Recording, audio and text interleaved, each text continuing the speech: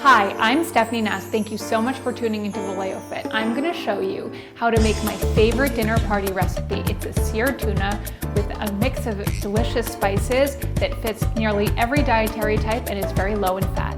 I have a mix of coarse salt, black pepper, red pepper, dried garlic, dried onions, all mixed together. I'm sprinkling it over just a tuna steak. And I'm going to flip it over.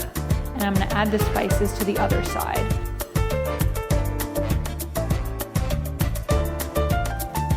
So this pan has been heating up over a medium-high flame for about 10 minutes.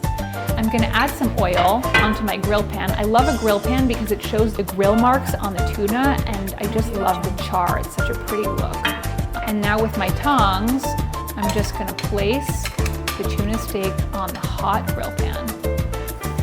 Hear that sear? Fish cooks much faster than meat because it has less connective tissues. Love that sound. In just a couple of minutes, it's going to be done and ready to hit the table. And I can see that the outside of the tuna is nicely cooked.